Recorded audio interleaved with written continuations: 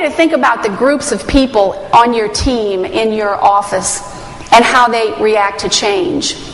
And think about where you would fit in that little picture. You've got some people on your team who are, well, they're excited about the change because they're the ones who thought of it, so they know it's going to be a good idea. They know it's going to work. But you've also got other people who understand they're not in charge of the change, but they are in charge of the attitudes and behaviors that they bring to their jobs about change.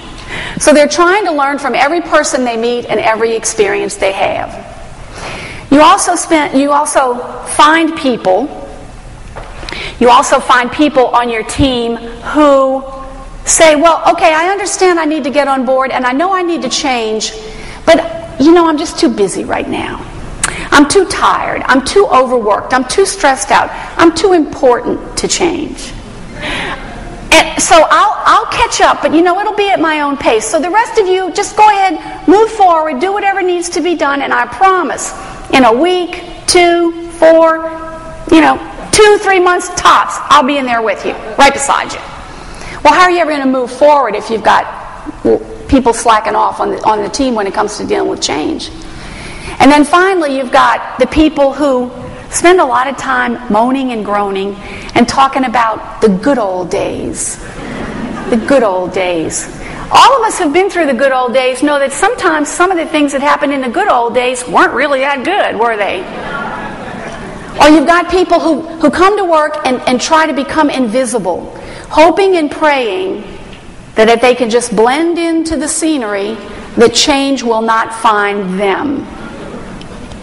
So I need you to take a look and think about where you are in that process. And if you're not sure, ask somebody else that you work with. Ask somebody else. Asking for feedback takes courage. It takes guts. But when you ask for feedback, if you get only one opinion from one person that's different than everybody else, then maybe that's their perception, and maybe it's different.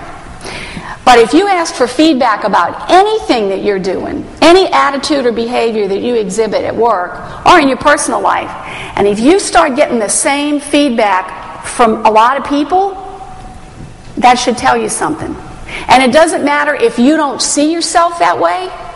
For the people who work with you or the people who interact with you or the people who live with you, that's their reality. That for them is true. So asking for feedback takes courage. It also takes courage to act on the feedback that you hear.